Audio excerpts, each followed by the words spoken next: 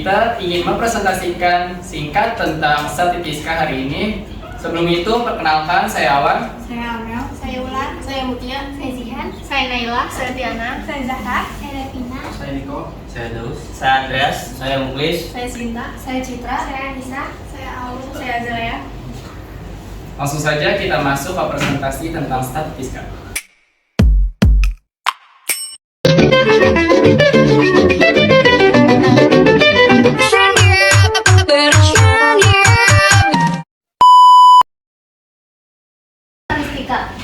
Statistika adalah ilmu yang mempelajari cara pengumpulan, pengolahan, penyajian, dan analisis data, serta cara pengambilan kesimpulan secara umum berdasarkan hasil penelitian yang tidak menyeluruh.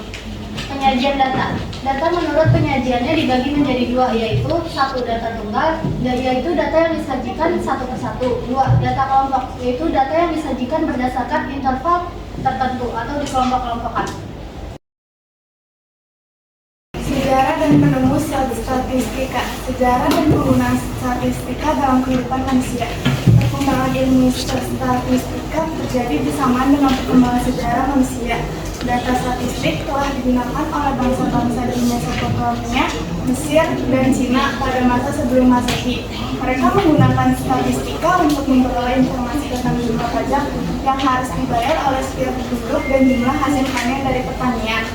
Penemu statistika matematika. Pada abad ke-19 dan awal abad ke-20, statistika mulai banyak menggunakan bidang-bidang dalam matematika, terutama peluang.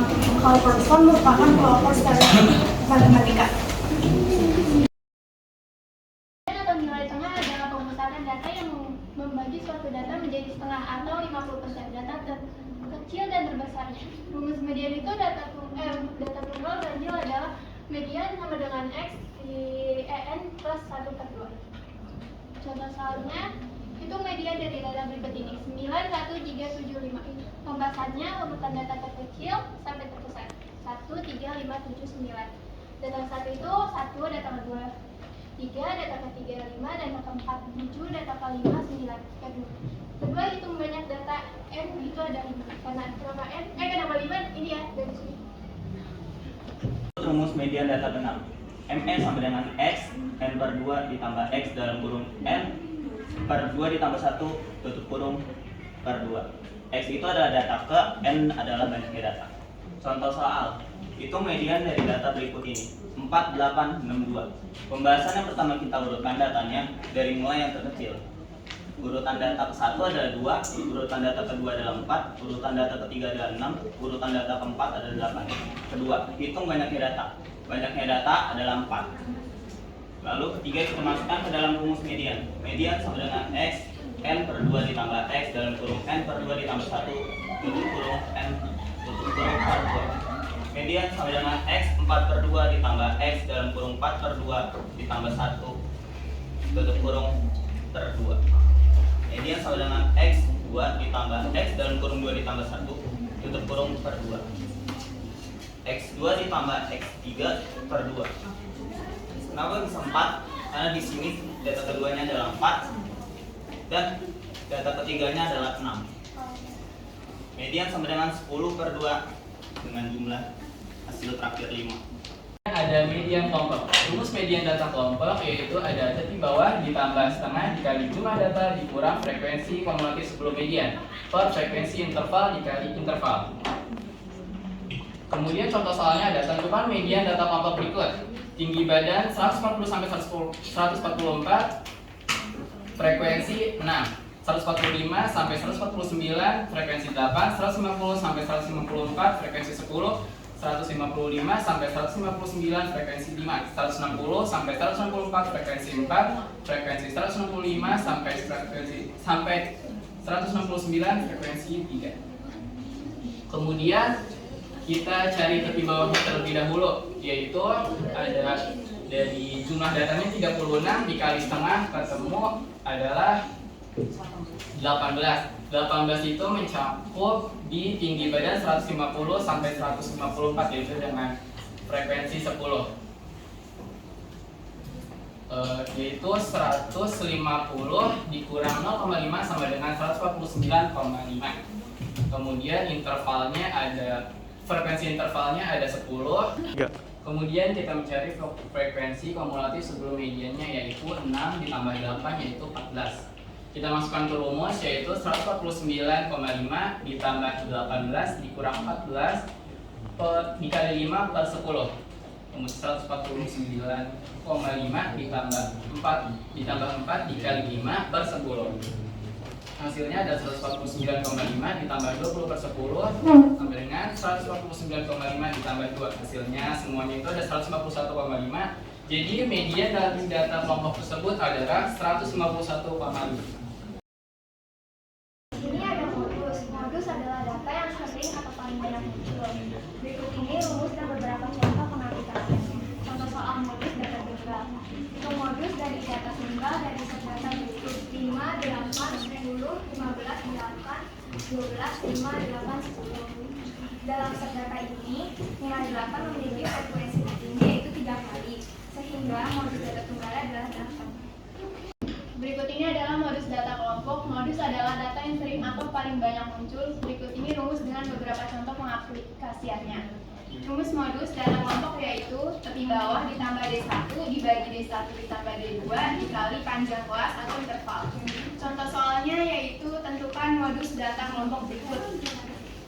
Nilai 40 sampai 49 frekuensinya 1, nilai 50 sampai 59 frekuensinya 14, nilai 60 sampai 69 frekuensinya 5, nilai 70 sampai 79 frekuensinya 14, nilai 80 sampai 89 frekuensinya 4, nilai 90 sampai 99 frekuensinya 2. Kita masukkan ke rumus modus yaitu tepi bawah ditambah D1 dibagi D1 ditambah D2 dikali panjang kelas atau interval. Tepi bawahnya kita dapati yang paling banyak sering muncul yaitu nilai 50 dikurang 0,5 sama dengan 49,5. D1 nya kita dapatkan dari frekuensi data dikurangi frekuensi data sebelumnya. 14 kurang 1 sama dengan 13. Untuk D2 nya frekuensi data dikurangi frekuensi data setelahnya yaitu 9. Jadi 49,5 ditambah 13 tambah 9 dibagi 13 dikali 10 yaitu 49,5 ditambah 13 kali 10 130, 13 tambah 9 22, hasilnya yaitu 49,5 ditambah 5,91 mendapatkan hasil 55,41. Selanjutnya ada rata hitung atau MEAN. MEAN adalah rata-rata yang diperoleh dengan menjumlahkan semua nilai dalam satu kumpulan data dan membaginya dengan jumlah total nilai yang Anda jumlahkan. Rumus MEAN data tunggal adalah jumlah data dibagi banyaknya data. Contoh soal seperti hitungan MEAN data berikut 2, 2, 5, 6, 7, 8. MEAN 2 ditambah 2 tambah 5 tambah 6 tambah 7 tambah 8 dibagi 6. 6 itu dari banyaknya jumlah data di sini ada 6. Jadi hasilnya 30 dibagi 6 hasilnya 5. Jumlahkan semua angka dalam kumpulan data untuk mengetahui totalnya. Selanjutnya bagilah totalnya dengan jumlah nilai individual dalam kumpulan data. Ini adalah rata hitung atau MEAN.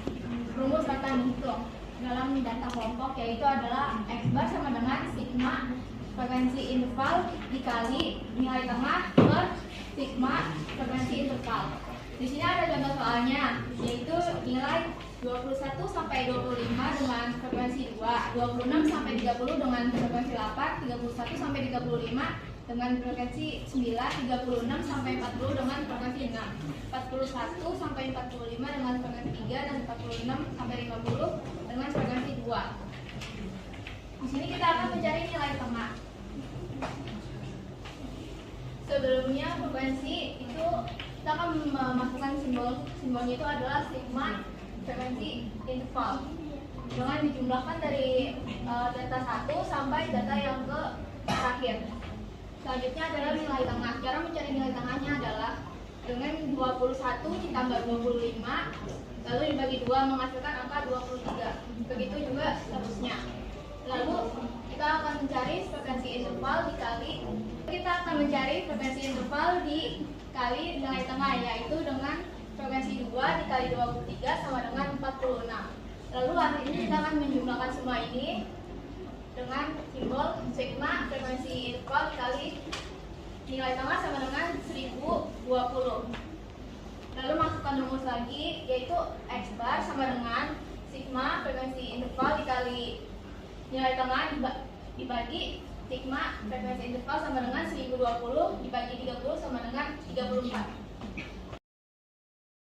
Ini adalah materi Bessel. Bessel adalah istilah dalam statistika membagi data menjadi 10 bagian yang sama besar. Setiap bagian mewakili 10% dari data. Di sini ada rumus Bessel, yaitu tepi bawah ditambah I per 10 kali N dikurang F dibagi FI dikali P. Soalnya yaitu tentukan data pada 8. Di sini ada contoh data, yaitu nilainya dari 10 sampai 19, frekuensinya itu 1, frekuensi kumulatif itu 1. Nilai 20 sampai 29, frekuensi 3, frekuensi kumulatifnya 4. Di sini 4, 1 dengan 3. 30 sampai 29, frekuensi yang 8, frekuensi kumulatifnya 12. 40 sampai 49, F-nya 15, F-nya 27. 50 sampai 59, F-nya 32, F-nya 59. 60 sampai 69, F-nya 20, F-nya 79. 70 sampai 79, F-nya 14, F-nya 93. 80 sampai 89, F-nya 6, F-nya 99. 90 sampai 99, F-nya 1, F-nya 100. Jadi ini 100 di jumlah semua data frekuensinya. Di sini jawab D8 sama dengan 8 per 10 kali N sama dengan 8 per 10 kali 100 sama dengan 80.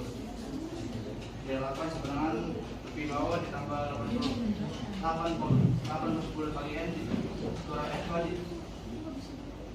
D8 sama dengan tepi bawah ditambah 8 per 10 kali N dikurang F dibagi FD kali P. Sama dengan 69,5 ditambah 80 dikurang 79 per 14 kali 10. 69,5 ditambah 1/4 kali 10. Sama dengan 69,5 ditambah 10 per 14, yaitu 69,5 ditambah 80 sama dengan 70,2. Ini ada materi persentil. Persentil adalah istilah dalam statistika membagi data menjadi 100 bagian yang sama besar. Setiap bagian memiliki 100% dari data. Ini adalah rumus dari persentil. P1 sama dengan L1 atau TB ditambah data persentil dikurang frekuensi kumulatif per frekuensi data dikali interval. Ini contoh soal persentil. Data dari 10 sampai 14 memiliki frekuensi 4, 15 sampai 19 memiliki frekuensi 6, 20 sampai 24 memiliki frekuensi 5, 25 sampai 29 memiliki frekuensi 7, dan seterusnya. Frekuensi kumulatif didapat dari pertambahan frekuensinya. Contoh 10 didapat dari 6 ditambah 4, 15 didapat dari 10 ditambah 5, dan seterusnya. Ini jawab dari soal contoh persentil. Di sini kita harus cari data ke persentil ke 30. 30 per 100 dikali 30 didapat dari jumlah frekuensi sama dengan 9. 30 kan 15 sampai 19 memiliki frekuensi 6, 20 sampai 24 memiliki frekuensi 5, 25 sampai 29 memiliki frekuensi 7, dan seterusnya. Frekuensi kumulatif didapat dari pertambahan frekuensinya. Contoh 10 didapat dari 6 ditambah 4, 15 didapat dari 10 ditambah 5, dan seterusnya. Ini jawab dari soal contoh persentil. Di sini kita harus cari data ke persentil ke 30. 30 per 100 dikali 30 didapat dari jumlah frekuensi sama dengan 9. 30 kali 30 900 dibagi 100 sama dengan 9. 9 ada di data 15 sampai 19. Tepi bawahnya yaitu 15. Tepi bawah selalu dikurang 0,5. Jadi 15 dikurang 0,5 sama dengan 14,5. Frekuensi kumulatifnya 4 didapat dari frekuensi sebelumnya, dan frekuensi datanya adalah 6. Jadi data kalau 15 sampai 19 adalah datanya frekuensinya 6. Tinggal dimasukin ke dalam rumus. Jadi 14,5 ditambah 9 dikurang 4 per 6 dikali 5. 14,5 ditambah 9 per 4 per 9 dikurang 4 per 6 dikali 5 sama di bawahnya 14,5 ditambah 14,5 ditambah 25 per 6. Turun lagi 14,5 ditambah 4,17 dari 25 dibagi 6 sama dengan hasil akhirnya 18,67. Kali ini materinya simpangan rata-rata dari statistika. Nilai simpangan rata-rata adalah jumlah semua nilai mutlak disamping dengan banyaknya data. Nah, untuk rumus simpangan rata-rata ini ada sigma dari data ke-1 sampai data terakhir dibagi banyaknya data. Contoh soal, tentukan simpangan rata-rata dari 2, 1, 4, 2, dan 6. Nah, di sini kita cari X-nya dulu kan. 2 ini kita banyaknya data ini kita turunin di sini 2, 1, 4, 2, dan 6 dibagi jumlah data. Ini ada 5 kan jumlahnya. Jadi 15 dibagi 5 sama dengan 3. Nah, untuk di sini ini 2 kurang 3 dari hasil dari data pertama dikurang hasil data X bar ini. Sampai data terakhir dibagi 5 lagi. Jadi 1 ditambah 2 ditambah 1 ditambah 1 ditambah 3 dibagi 5 sama dengan 8 bagi 5 sama dengan 1,6. Simpangan baku atau yang juga disebut standar deviasi biasanya diajarkan pada ilmu statistik untuk mengukur tingkat kesamaan atau kedekatan dalam suatu kelompok. Rumus simpangan baku S sama dengan akar sigma buka kurung xi dikurang x bar tutup kurung kuadrat per n. Xi adalah nilai x ke 1 sampai seterusnya, x bar nilai rata-rata data, n jumlah data. Lanjut ke contoh soal. Diketahui nilai matematika 9 orang siswa sebagai berikut: 7, 7, 6, 8, 9, 7, 7, 6, 6. Tentukanlah simpangan baku atau standar deviasi. Langkah pertama kita mencari x bar terlebih dahulu. X bar sama dengan kita masukkan nilai data yang di soal dibagi banyaknya data yang di soal itu 9 sama dengan 63 per 9 hasilnya 7. Selanjutnya sigma dalam kurung xi dikurang x bar tutup kurung kuadrat sama dengan 6 kurang 7 kuadrat ditambah 6 dikurang 7 kuadrat ditambah 6 dikurang 7 kuadrat ditambah 7 dikurang 7 kuadrat ditambah 7 kurang 7 kuadrat ditambah 7 kurang 7 kuadrat ditambah 7 kurang 7 kuadrat ditambah 8 kurang 7 kuadrat ditambah 9 kurang 7 kuadrat sama dengan min 1 kuadrat ditambah min 1 kuadrat ditambah min 1 kuadrat ditambah 0 kuadrat ditambah 0 kuadrat ditambah 0 kuadrat ditambah 0 kuadrat ditambah 1 kuadrat ditambah 2 kuadrat sama dengan 1 ditambah 1 tambah 1 tambah 0 tambah 0 tambah 0 tambah 0 tambah 1 tambah 4 hasilnya 8. Lanjut ke rumusnya. Simpangan deviasi sama dengan akar sigma buka kurung xi dikurang x bar tutup kurung kuadrat per n. Sama dengan akar kita masukkan ini ke sini 8 di per 9 nya itu dari banyaknya data yang soal sama dengan kita akarkan akar 8 per akar 9 dan disederhanakan menjadi 2 akar 2 per 3 dan bentuknya bisa juga menjadi 2 per 3 akar 2. Pengertian kuartil hampir sama dengan median, hanya saja pada kuartil pembagiannya adalah 4. Kuartil ada suatu nilai yang bisa membagi kumpulan data menjadi 4 bagian sama besar. Rumus kuartil bawah adalah Q1 sama dengan TB ditambah 1/4 kali N dikurang frekuensi kumulatif per FQ dikali panjang kelas. Contoh soal untuk kuartil bawah. Nilai 10 sampai 20 berfrekuensi 9, 21 sampai 31 berfrekuensi 11, 32 sampai 42 berfrekuensi 17, 43 sampai 53 berfrekuensi 12, 54 sampai 64 berfrekuensi 8. Untuk frekuensi kumulatif kita nyari itu dari nilai atas ditambah nilai bawah dengan cara menyilang. 9 ditambah 11 sama dengan 20, 20 ditambah 17 sama dengan 37, 37 ditambah 12 sama dengan 49, 49 ditambah 8 adalah 57, 57 ditambah 3 adalah 60 dengan total frekuensi N sama dengan 60. Lalu kita cari dulu terlebih dahulu Q1.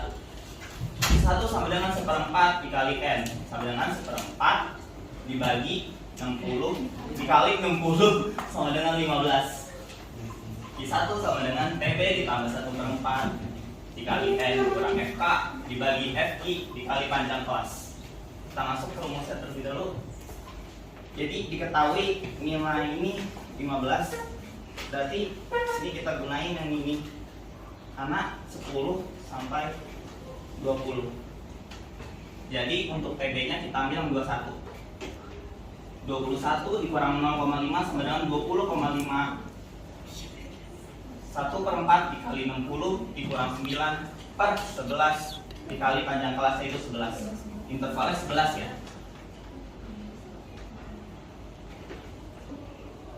20,5 ditambah 15 dikurang 9/11 kali 11 sama dengan ini totalnya 6 dikali 11, makanya ketemunya 66. Jadi 20,5 ditambah 66/11 sama dengan 20,5 ditambah 6 dengan hasil 26,5.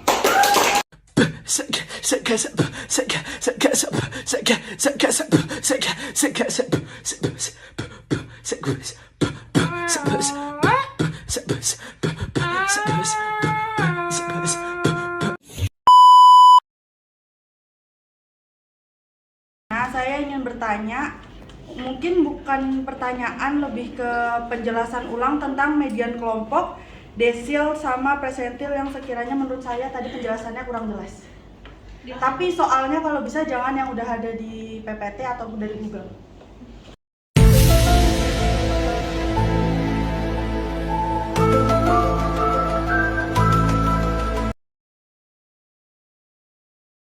Menjelaskan tentang desil, pertanyaan dari Revina. Diketahui umur dari 11 sampai 30 berfrekuensi 6, 31 sampai 50 berfrekuensi 15, 51 sampai 70 berfrekuensi 21, 71 sampai 90 berfrekuensi 8 dengan total frekuensi 50. Pertama yang kita cari itu frekuensi kumulatif. Caranya ini dipindah ke sini dengan cara nilai atas ditambah nilai bawah dengan cara menyilang. 6 ditambah 15 sama dengan 21. 21 ditambah 21 sama dengan 42. 42 ditambah 8 50. Oke, masuk ke rumus pertama. Ini yang ditanya D2 ya. Jadi D2 sama dengan 1/10 kali N. 2/10 kali N sama dengan 2/10 dikali N-nya yang ini 50.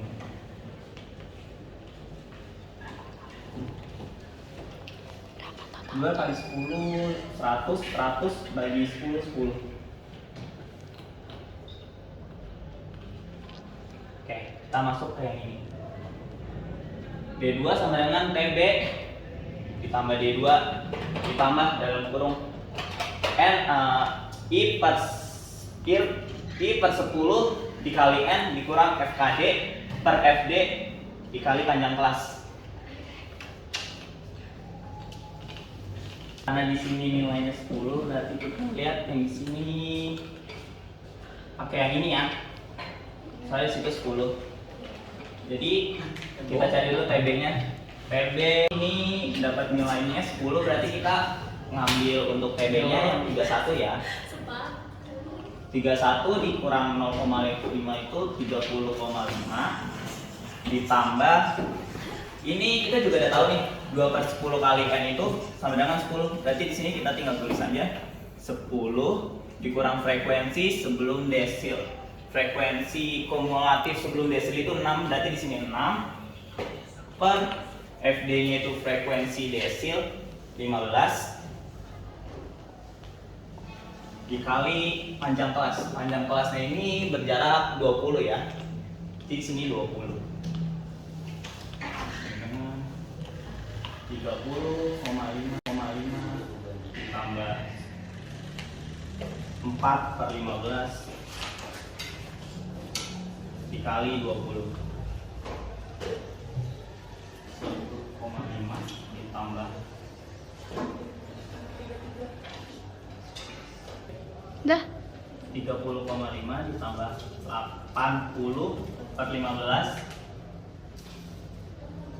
sama dengan 30/5 ditambah 30,5 ditambah ini jadi 5,33 sama dengan 35,83. Ketemu hasil segini.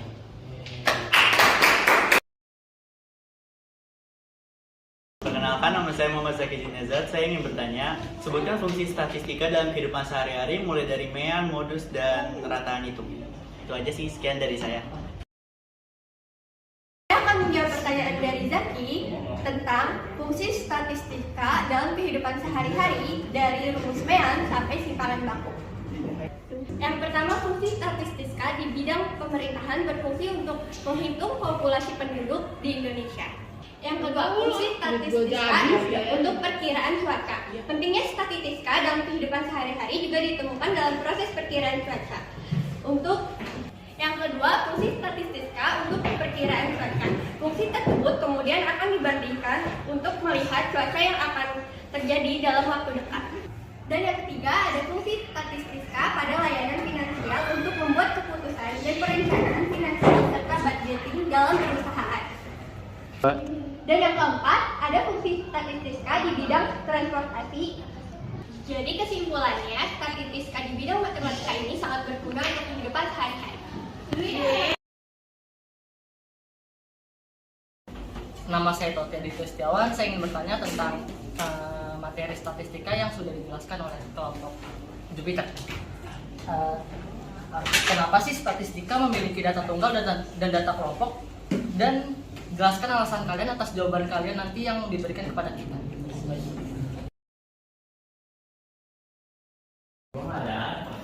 Saya ingin menjawab pertanyaan dari Toti. Kenapa statistika memiliki data tunggal dan data kelompok? Karena dengan adanya data tunggal dan data kelompok memudahkan peneliti dalam melakukan analisis. Selain itu, data kelompok dan tunggal juga dapat memberikan manfaat kepada pembaca dengan mudah memahami data atau hasil penelitian. Statistika dalam kehidupan sehari-hari juga ditemukan dalam proses perkiraan cuaca. Untuk apa, Wan? D2-nya